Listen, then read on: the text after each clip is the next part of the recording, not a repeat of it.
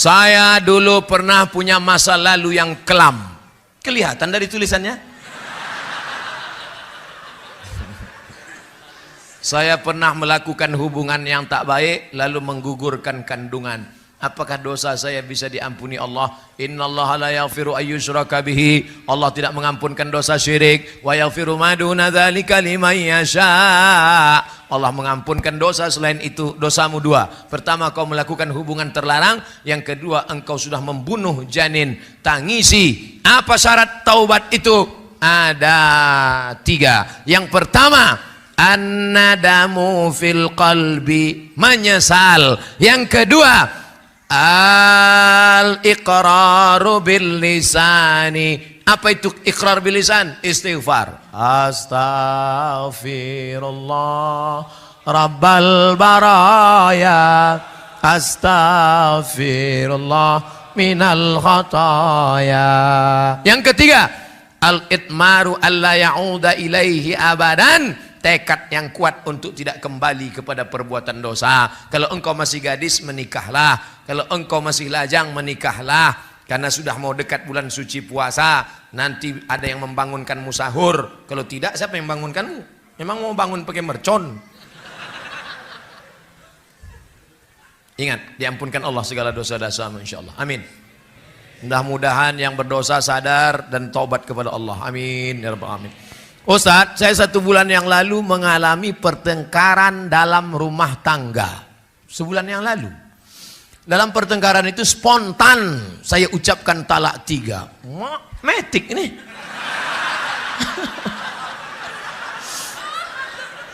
Orang biasa pakai gigi 1 dulu.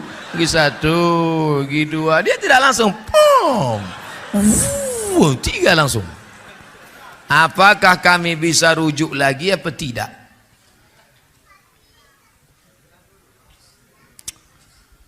Ini kadang yang bertanya begini, anak lajang belum nikah pula. Oh, ini dia udah nikah. Kata dia sebulan yang lalu. Begini ceritanya saudaraku. Tolak itu 1 dulu. Setelah tolak 1, maka ada iddah 3 bulan. Iddah 3 bulan. Kalau dalam masa iddah 3 bulan itu kau balik, namanya rujuk. Cara rujuknya Pak Ustadz, kau ketuk pintu kamarnya, kau katakan, I back to you my dear. Rujuklah itu dah. Makanya orang yang menjatuhkan talak itu bukan berarti diusirnya dari rumah. Jangan kau keluarkan dari rumah, sekedar pisah tempat tidur saja. Aku tak bisa lagi menengok engkau, daripada aku mau muntah, aku pindah tempat tidur. Nanti pas hujan balik. Tapi ingat, sudah jatuh talak 1. Oh, ngamuk lagi, jatuh talak 2. Masih bisa rujuk apa tidak? Bisa. Tapi kalau sudah jatuh talak 3, la tahillu lahu, tak halal rujuk hatta tankiha zaujan ghairah, sampai binimu itu nikah dengan laki-laki lain. Itulah zaman Melayu-Melayu dulu disebut dengan nikah Cino buto. Pernah dengar istilah itu? Itulah orang zaman sekarang ini. Dulu orang kalau sudah dijatuhkannya talak 3, dia tak bisa balik lagi, maka dicarinya lah dulu Cino-Cino tua buto. Dicarinya, kok sini sebentar, mau kau nikah bini aku, tapi yang kau tengok, yang kau pegang-pegang, oe gitu. Itu nikah itu tak boleh. La'anallahul muhallil wal muhallalah. Allah melaknat laki-laki yang mencarikan laki-laki untuk menikahi jandanya supaya dia halal untuk menikah lagi. Tak boleh. Nah, ini sekarang pulang nanti kau walimu bertanya ke lakimu itu, dulu waktu dia jatuhkan tolak metik langsung 3 ini, apakah dia dalam keadaan sadar atau marah? Kalau dia dalam keadaan marah, emosi sampai menggeletar sampai hilang kesadaran, talak 100. Maka kalau sedang marah namanya tolakul ghadib, tolakul ghadab, tolak tak jatuh. Tanya, kau marah apa tidak? Iya Pak Ustadz, saya marah waktu itu. Saya marah. Maka tak jatuh, akan datang jangan lagi marah-marah. Memang marah menyelesaikan masalah. Kalau marah menyelesaikan masalah, kumpul kita se-Indonesia Hari Marah Nasional. Saya sudah 3 tahun pacaran. Tadi katanya udah nikah. pacar, berarti 2 orang 1 kertas. Saya sudah 3 tahun pacaran Pak Ustadz. Insya Allah tahun depan saya nikahi dia. Apakah saya putusin saja hubungan ini Pak Ustadz? Jangan. Kau putusi dia, tahu-tahu datang Valentino Rossi disalibnya.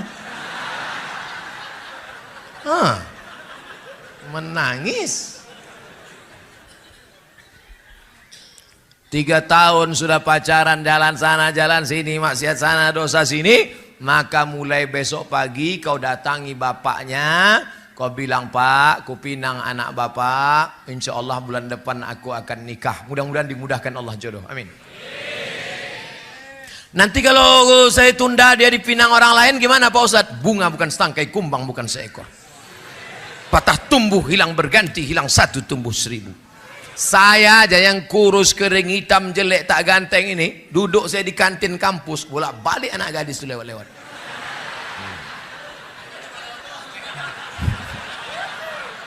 Lewat aja. Kalian kalau mau tahu tengok komen-komen di FB, di YouTube tuh. Apa kata mereka? Ustadz jadikan yang kedua ya. Saya pinjam uang di bank. Uang itu untuk saya bangun rumah sewa. Jadi hasil rumah sewa itulah untuk bayar tiap bulannya ke bank. Apakah itu haram? Haram, riba. Duit dengan duit, riba. Duit dengan barang, tidak. Pak Kapolsek, itu ku tengok mantap motor bapak. Aku mau beli Pak. Berapa bapak jual? Itu motor gede, mahal tuh Pak Ustadz. Berapa? 100 juta. Aku beli, aku cicil. Boleh tak saya cicil itu setahun? Boleh, karena akadnya uang dengan barang. Pak Haji, itu rumah Pak Haji yang di Batam mantap di tepi laut. Jangan beli Pak Ustadz, kena tsunami. Tak apa-apa, sementara tsunami aja aku pakai. Berapa harganya? Saya jual sama Ustadz 300 juta. Aku cicil setahun Pak, boleh. Boleh apa tak boleh saya cicil kredit? Karena akadnya uang dengan Tapi kalau uang dengan uang, pinjam 100 juta bayar 120, pinjam 10 juta bayar 12, riba. Hasilnya juga riba. Udah sempat terbeli, udah jadi Pak Ustadz. Astagfirullah Rabbal. Udah jadi barang tuh apa lagi? Apa hukumnya kalau suami tak mau sholat? Banyak betul lah kita sembahyangnya.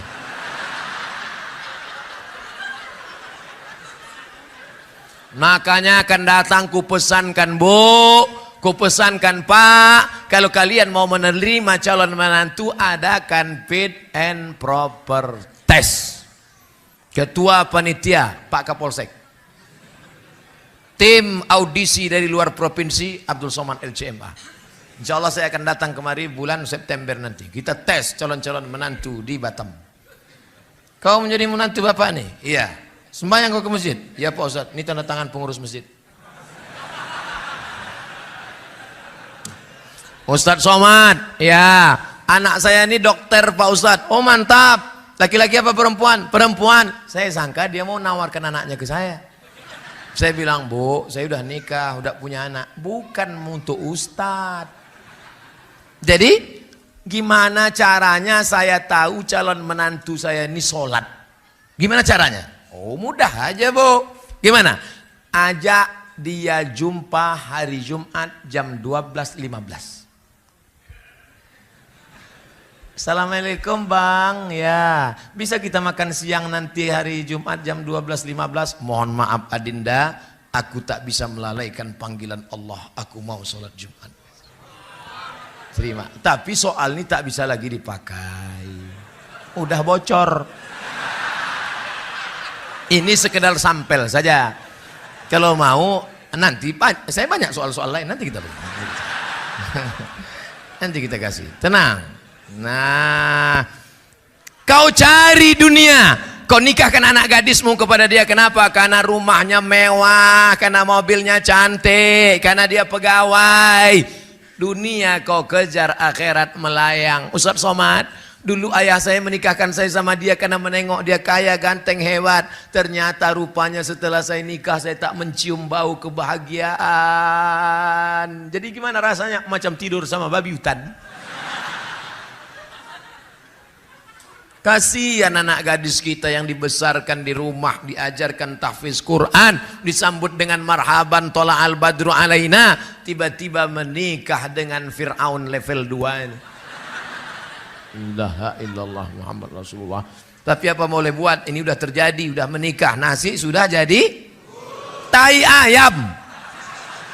Laki tak sembahyang, ibu bapak cerita bubur juga lagi.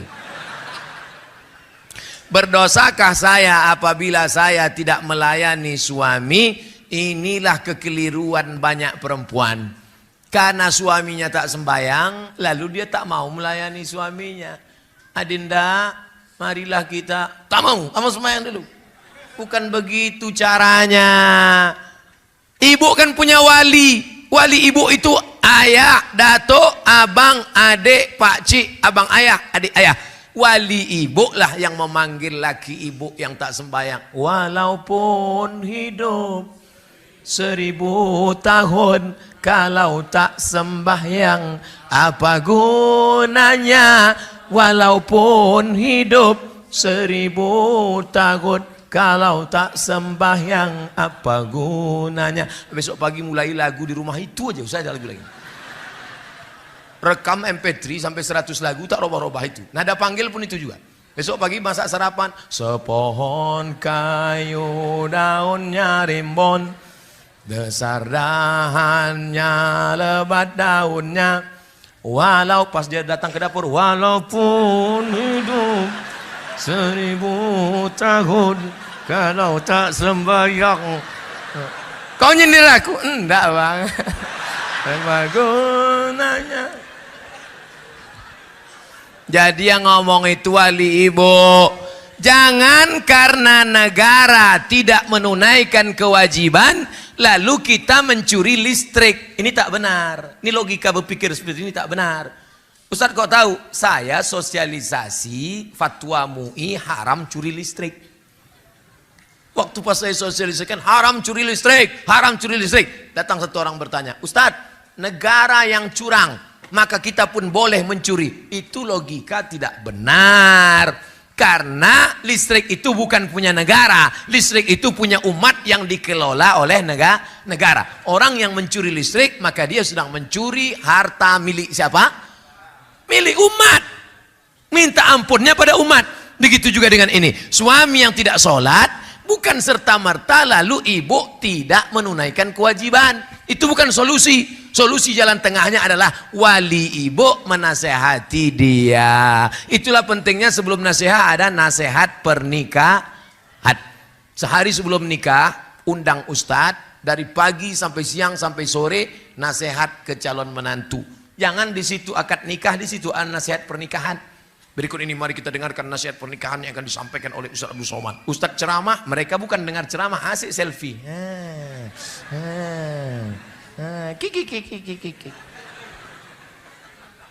Karena saya pernah dengar dari ustadz lain, apabila suamimu tidak mau sholat, berarti kamu sama halnya berhubungan dengan setan. Makasih Pak Ustadz. Orang yang tak sholat itu dua.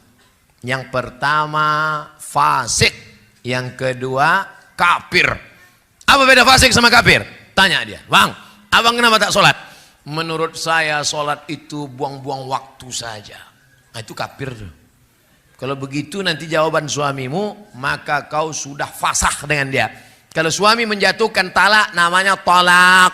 Kalau istri menggugat, namanya khulu. Kalau otomatis dilepas hakim, namanya fasah. Karena suami sudah murtad. Tapi kalau ditanya, abang kenapa tak sholat? Aku sebetulnya tahu sholat itu wajib adinda. Kenapa tak sholat? Aku malas. Dia fasik. Wallahu la yahdil qaumal fasiqin. Allah tak berikan hidayah pada orang yang fasik. Ustadz yang bilang tadi suami ibu setan, dia geram aja itu. Bagaimana hukumnya petugas amil zakat selalu menunda pembagian zakat mal?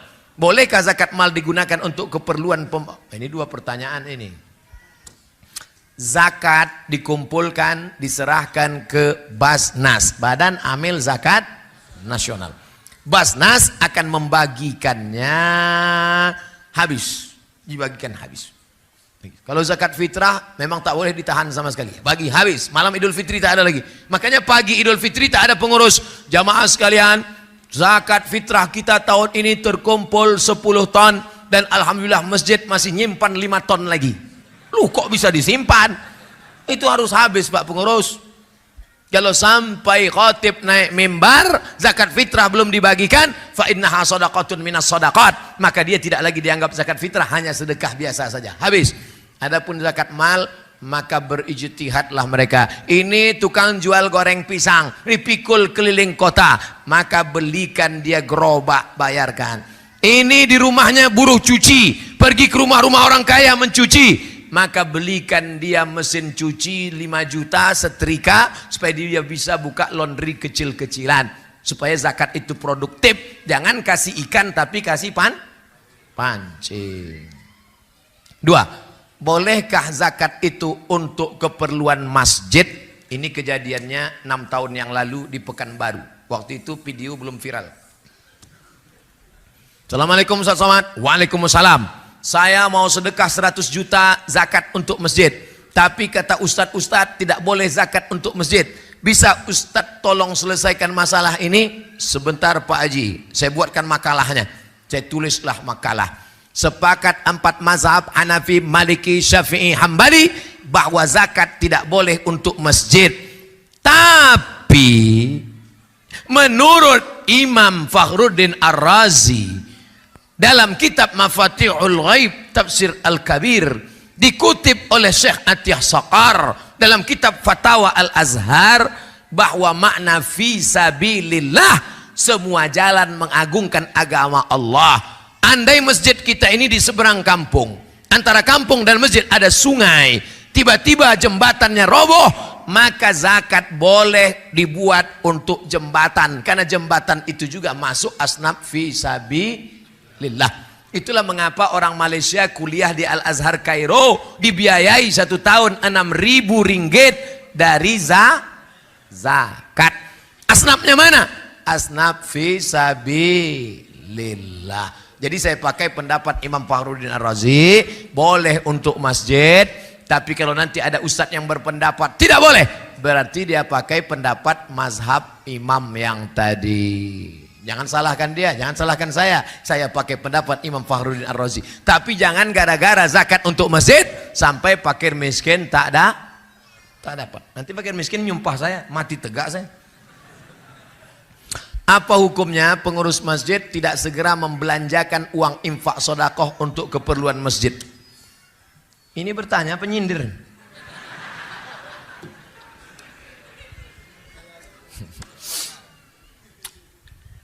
Tahu Masjid Jogokarian Yogyakarta? Bilang aja tahu.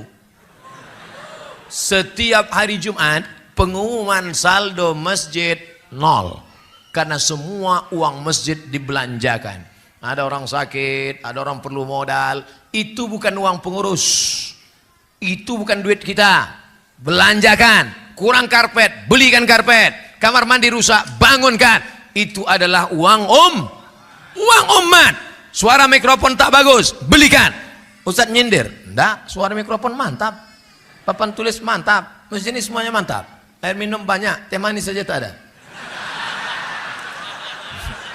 Lah, saya tak minum manis. Ustadz yang sudah ceramah, tenggorokannya panas, jangan siram air gula. Siram air gula suara hilang.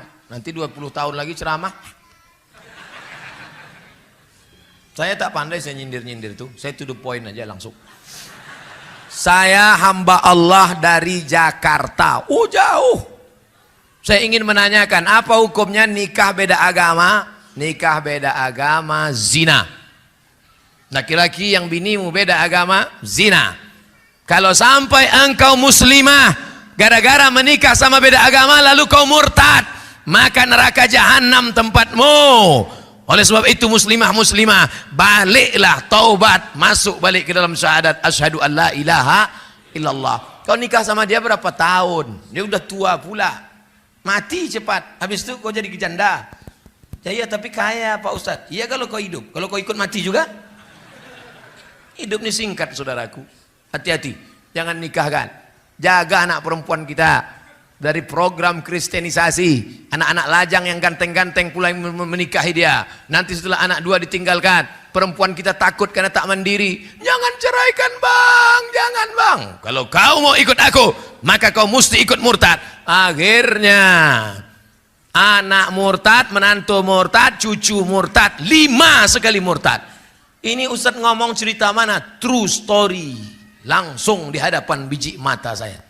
Di kantor Basnas, Badan Amil Zakat Nasional. Ustadz Somad, Ustadz tidak usah ikut rapat. Ustadz ngomong sama jamaah. Saya datangi jamaah. Ada apa makcik? Ada apa pak? Bapak jangan nangis pak. Ibu jangan nangis. Saya ini orangnya hati lembut. Kalau nengok orang nangis nanti saya nangis juga. Ada apa mak? Ada apa bu? Begini pak Ustadz. Saya punya anak gadis, alhamdulillah. Nikah sama mu'alaf, alhamdulillah. Setelah anak 3 balik dia. Dan sekarang anak saya takut jadi janda. Akhirnya menantu saya murtad, anak saya murtad, cucu saya murtad. 5-5-nya murtad Ustaz. Baliklah bapak ibu ke rumah, banyak-banyak zikir, banyak-banyak baca Quran. Kenapa Ustaz tak marah-marah sama dia? Kalau sempat saya marah, kenapa bisa terjadi? Kumat darah tingginya mati dia. Saya bilang baliklah mak ke rumah, baliklah pak ke rumah, sama-sama kita berdoa. Jangan sampai masuk lubang yang sama 2 kali. Jaga anak-anak kita, jaga akidahnya, masukkan ke pondok pesantren, mati dalam keadaan la ilaha illallah Muhammadur Rasulullah sallallahu alaihi wasallam. Begini banyak anak-anak lajang yang ganteng-ganteng di Batam. Kenapa tak kalian selamatkan anak-anak gadis ini? Takbir! Allah. Jangan sampai saya turun tangan. Bagaimana hukumnya bila bekerja di hotel? Saya ketahui tak semua tamu yang check-in itu dengan mahramnya.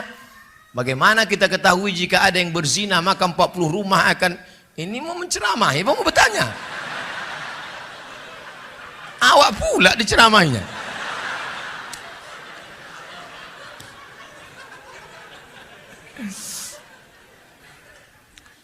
Famanittaqas syubhat faqad istabra'a lidinihi wa 'irdihi.